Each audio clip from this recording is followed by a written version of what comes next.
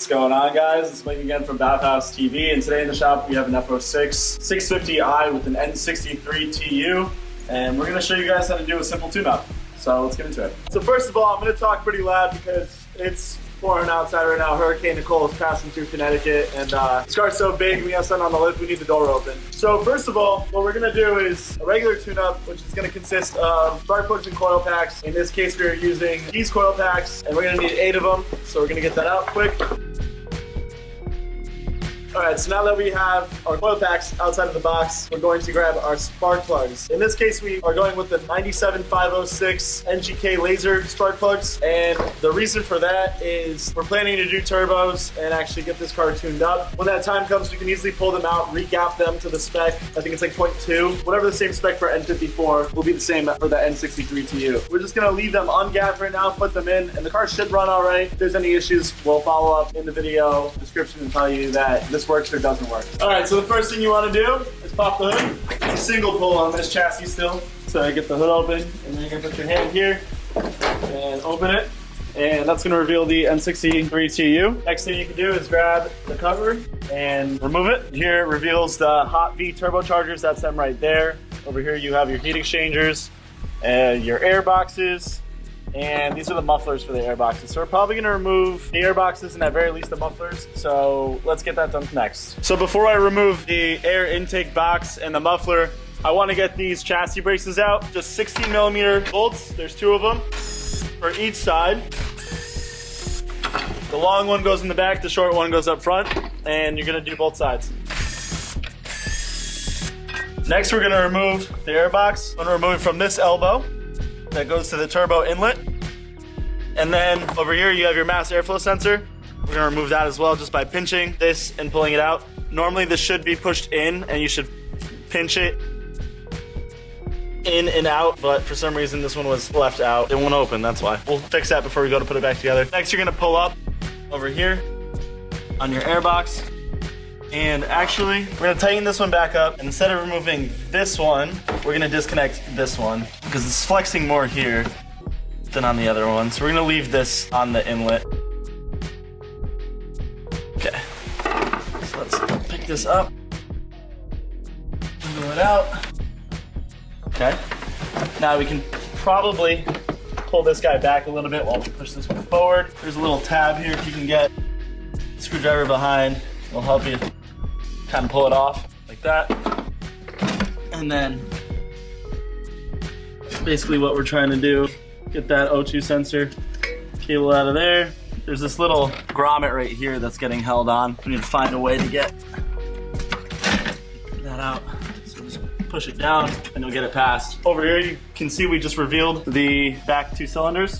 So now we just need to reveal the front 2. Okay, so the side of the cylinder head won't be entirely revealed unless you remove this turbo inlet. But since it connects over here to our PCV and the turbo itself, I don't want to remove it, so that's up to your judgment. We're gonna just pull it up because we can see our cylinders 1 and 2. On that side will be 5 and 6 just by removing this guy. So you just want to pull back as this goes into the front. So pull it back and then out, and that's how you get this out. And then right here I have access to my front 2 cylinders, which we can remove the coil packs, and once we get the coil packs out we can get right to the spark plugs. So let's go do the same thing on the other side.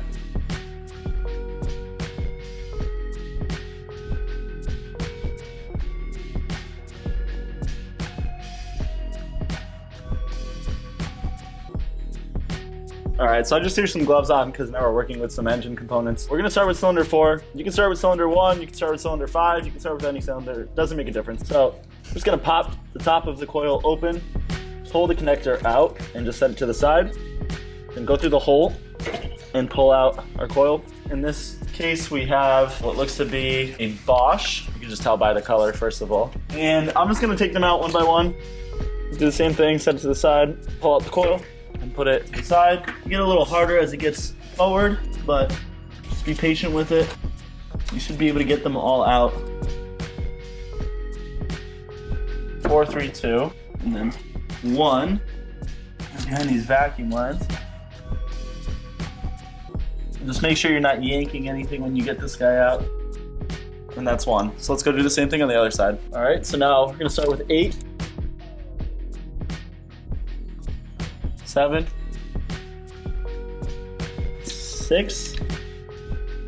See, you can see that this one's got a Delphi in it, and the rest have Bosch's. Also, there's a little bit of oil going on here, but it's not good to mix oil packs. So something must have been happening with cylinder 6 in this situation in the past, and they replaced a single coil pack. Normally, I recommend replacing all the coil packs in an engine. It can be quite expensive on a V8. These aren't that expensive in general, but at least do the bank. Do one side of the engine. All right, let's get that cylinder 5. All right. And you can see more oil. So we do have a valve cover gasket leak on this engine, so we'll be sure to tell the owner of the car. I'm just gonna go quickly with the borescope and a flashlight and inspect and see how much oil is in there, and we'll get right back to the video after that. So the car was originally brought to us because it had some misfire issues, and the owner was just clearing codes with their scan tool. So after checking those spark plugs on cylinders 5 and 6, I saw that there was oil, and I wanted to see if those were the cylinders that were throwing codes. So this engine has 2 DMEs. So obviously the one with more codes is one we're going to look at. The first one has a code, but it's for something starter related. We're going to go into the one that has 8 faults, and we're going to read the codes.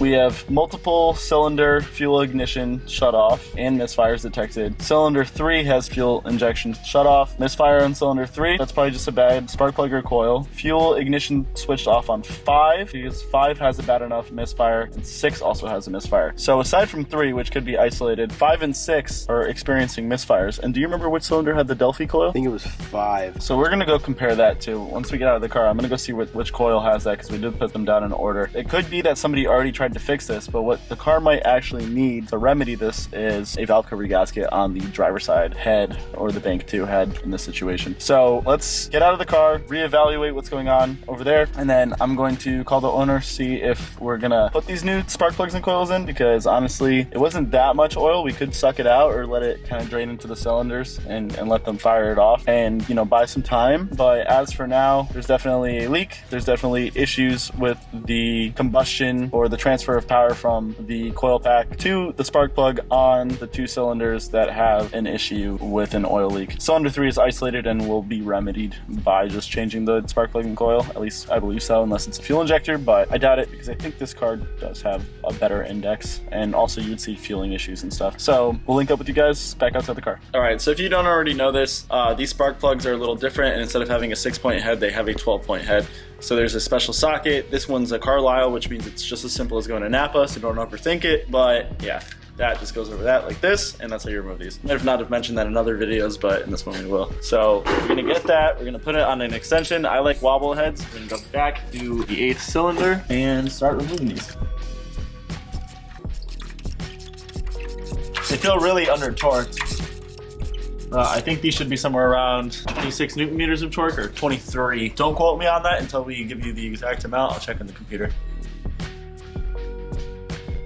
All right, so unfortunately that spark plug socket doesn't come with a remover, so we're gonna use a magnet. Bosch double platinum, and you can see that white buildup on it. You can tell it's pretty old, and there is some caking on the iridium there too. So let's move on.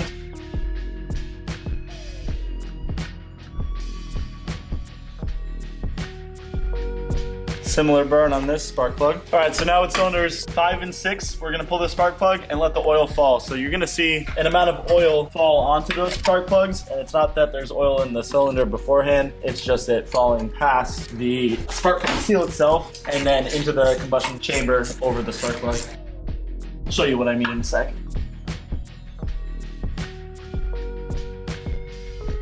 See the oil? So now it should all leak out. And that's what I meant. You can see how all this is covered in oil. That wouldn't actually be covered in oil unless I just let it go. So it was up here, taking the thread out, let it go down there, because now it's in the combustion chamber. When I start the car, it should all burn off in theory. All right, so this one's a little hard to get into, so we're just gonna sneak through here and then hopefully have enough room. All right, so we're gonna add a little extension for this front part. Maybe a little bit more.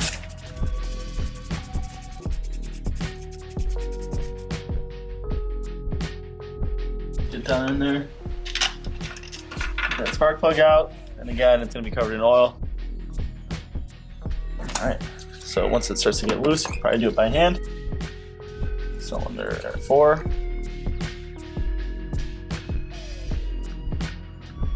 Put it in a 3. I'm gonna take the magnet, put it in the 4. We got a little bit of oil on that one too, but not too crazy. You can tell that it didn't even leak down, so we're not gonna worry about that just yet. Also, it could just be the tool still having oil in it. That's honestly probably what it was. All right, moving on, I'm gonna add the extension again. Just to add some height, it'll make it a little easier for me.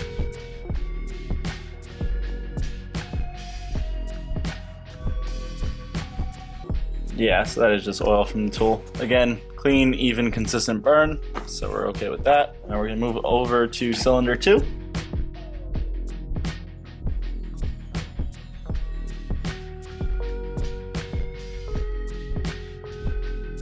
Put that in cylinder 1, grab that cylinder 2 spark plug out.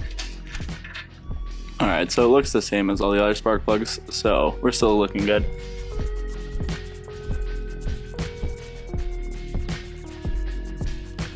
Okay. And cylinder 1. There we go. That's what the last one looks like. So pretty much consistent all the way around. I don't feel bad throwing these spark plugs in. All right, so I'm just gonna quickly inspect cylinders. I can see that they're pretty much clean of oil. So what we're gonna do is take the spark plugs and in order, just open up these boxes. Just for the sake of the video, I'm gonna toss them in front of the car and just put them all from front to back, only just so we make sure we hit them all. So I like to get them all in first. Let's go to the other side.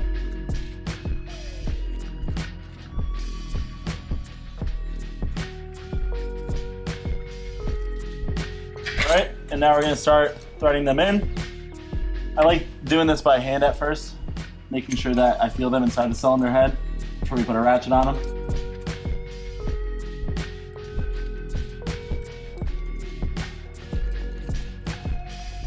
I can grab the ratchet, start tightening these up. I just tighten them until I feel it kind of stop, and then we'll do the rest with the torque wrench.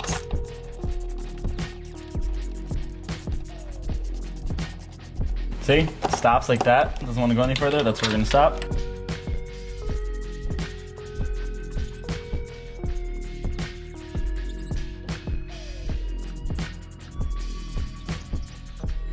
Last one.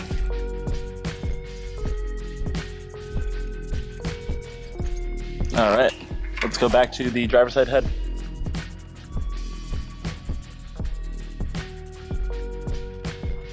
Start it by hand.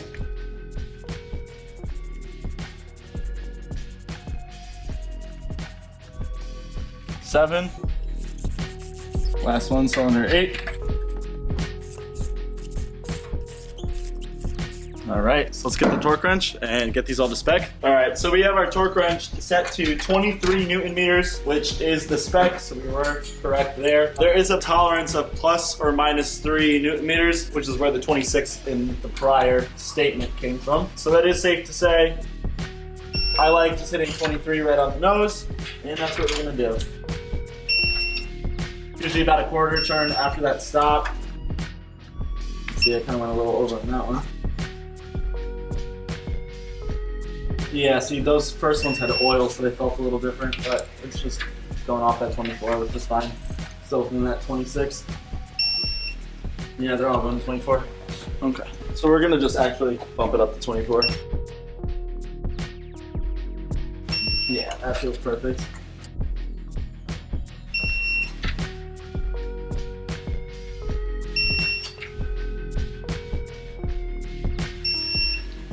Now one wants to 25. Okay, still within the 26, so we're gonna leave it.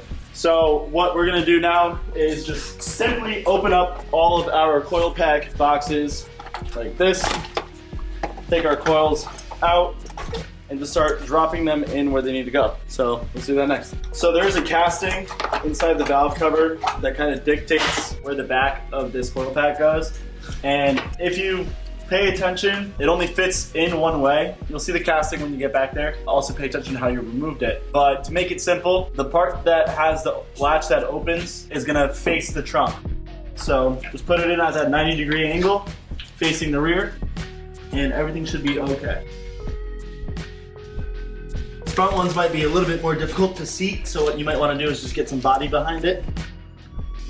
Just make sure they're popped in. Front one's gonna be the hardest. And actually, what I just said regarding the orientation of these spark plug or the coil packs, cylinder 1, the opening clip faces forward. So 1 and 5 are gonna face forward, and then 2, 3, 4, and then 6, 7, 8 are gonna face the rear. This one specifically is gonna go like this. We're gonna open it up, and we're gonna face it towards the front, which I think I'm just paying attention to that for the first time. Not that I haven't done it in the past, but just verbally saying it. That's how that one goes. Okay, so now what we're gonna do, push all the connectors back in as far as they will go, and then you close the tab up top. Yeah, because that connector on the front comes from the front, the rest of them come from the back. Okay, let's do the other head. All right, so same mentality that we just talked about over there, same procedure rather. This is not gonna face this way, it's gonna face this way for cylinder 5. So we're gonna head down into here, pop this guy into place. I'm gonna plug in the electrical connector. Okay, now move on to the next cylinder. And again, now this, instead of facing this way, is gonna go back to this direction, and we're gonna keep this theme of this opening this way all the way back. And now that we're on a better side to show you, I'm gonna have Justin in a second take the camera off the tripod and actually focus in on the last 2 cylinders and show you guys that little bevel that receives this on the rear 2 cylinders. Okay, so if you focus on this shape right here, you can see that it's like an angle that goes flat and then becomes an angle again. So don't focus on one of those angles and you'll notice that it's just an angle and then it's flat. If you go look at the rear cylinders, it's gonna be very easy to see that casted into the head, there is this angle and then a flat. Same thing with the rear. Angle and a flat. If you watch me put the coil in, I'm gonna face that angle and that flat into that location, and that's how it sits. All right, so right here you can see that's the casting and the valve cover, and then this is the shape. So it's just like a pocket that that shape needs to fit inside of. Like you can't put it here because it's not gonna fit. You put it right here, push it down, and then when you open it up, it's gonna be in the spot. So that's all I'm saying for all these. So the front one just faces the opposite direction. The rear 3 face the back. So now that we show you guys that, we're just gonna plug that cylinder 7 coil in, make sure it's in nice, get our 8 cylinder coil into place. What I like to do is I like to put it down first, put the clip down, give it a push, and plug it in. And as you can see, as you plug it in, that clip starts to go down, and then you lock it just like that. So at this point, our tune-up is theoretically done. We're just gonna take this guy and put it back on now that we're in this position. We're gonna put our intake mufflers and tubes back in on either side, then our filters, and then our braces, and then our engine cover. You guys saw us take it off, so putting it back together is gonna be pretty straightforward. Same thing, I'll show you guys how to do it. So this car still has the type of kidney drills that still actually take intake. So you gotta find your way back to the tube that sits right underneath the hood latch and connect to it, but the only problem here is that you gotta get the other side back underneath. You got the clips here, so you can pop these out of the clips there. You'll feel it connect, like right there, we know it's back in. You can give it a tug going the opposite way, and you know it's good. So what you can do here, what we just did by accident, but it worked out, you just push these out and they snap right back in. So let's go to the other side. This side is much easier. You just get down in here. Again, you want to keep an eye on where you're aiming, because just shoving it down here isn't going to necessarily mean you're getting in the spot.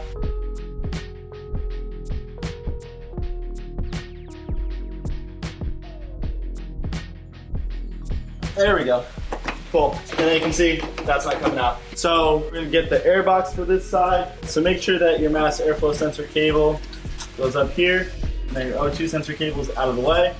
We're gonna put this back down in a way that we're trying to connect this bushing here. This could have been removed also earlier. They're just a pain to get out and get back in. So that's the reason I didn't. But honestly, now in hindsight, I probably should.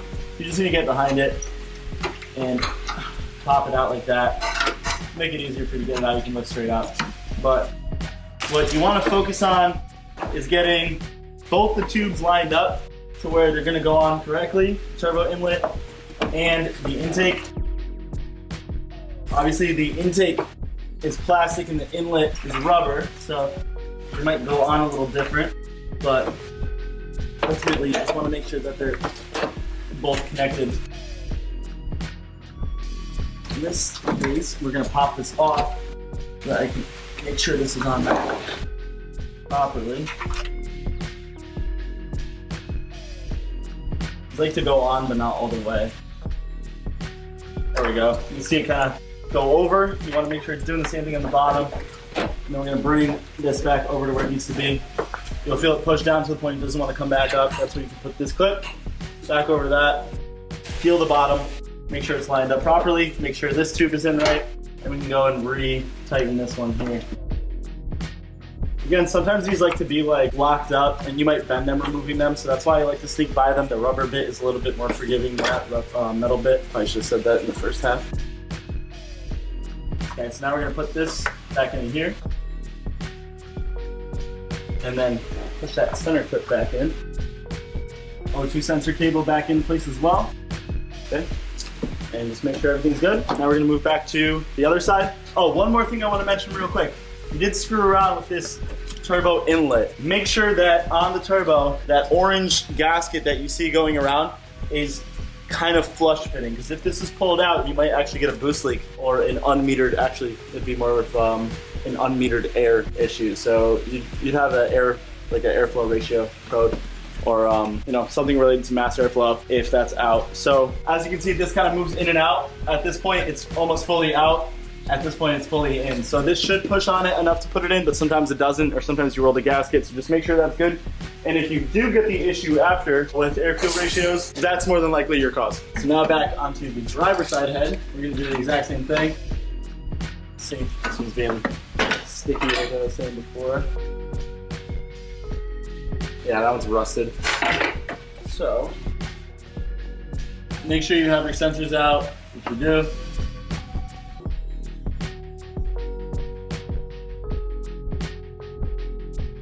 Okay, that's clipped in.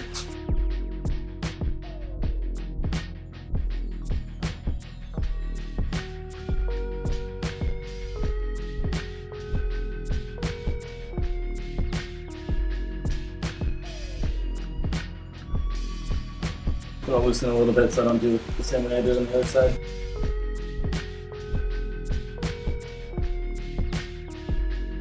There we go. Okay, now that we got it on here and tighten it up. We definitely pulled it out of that turbo inlet though to do that. So these are those moments that I'm telling you to be mindful. If you feel something move over there, you did pull it out of the turbo. So we're gonna go back. Once we get this tight, shove it in up there. Pretty straightforward. Okay, so real quick before we do that, put this guy in, put this O2 sensor back in to the cat, little bracket there. And then we can get this sensor back in as well. Cool. So let's just go put that turbo inlet back in. All right, so that orange bit you see is actually the rubber gasket on the turbo inlet. So you can see it's kind of popped out. What you want to do is just put your body weight up front and push that guy back in, and that's going to prevent you from having a leak later. All right, so next thing we're going to do is put our brackets back.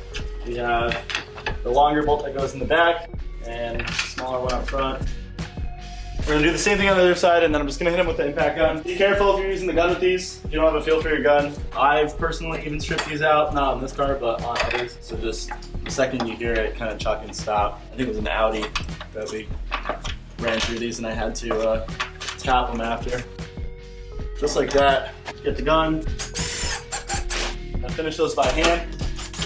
All right, we put this one in backwards, so we're just gonna put it in the right way. So it's got a long end. If you look, this side's long, that one's short, and it kind of kinks in like that. So the short one goes on the strut tower, the long one goes to the radiator support. All right, afterwards, just go feel it up by hand. Make sure that these are tight, but not over tight. And then the last thing we need to do is put the engine cover back on. So obviously we have some broken tabs. There's one missing here, one missing there. You have the two up front. The two front grommets are gonna sit on this point here, and the other one down here. The one in the rear is gonna sit into here.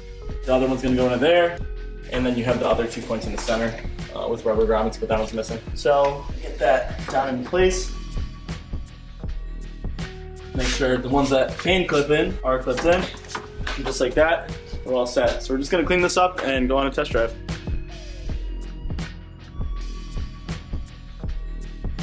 All right, so we're back in the car. We're just going through scan tool. We're going to clear all those codes that we showed you guys earlier. The check engine light is on right now, and what we're going to do is shut that light off, take it for a test drive, make sure the power's there. From 3 cylinders being out, the car was limping. It was not in good shape, so we'll know immediately by driving it if there's any issues. But from what it looks like, it was DME2. We're going to clear this light. With this tune-up, the car should just be fine.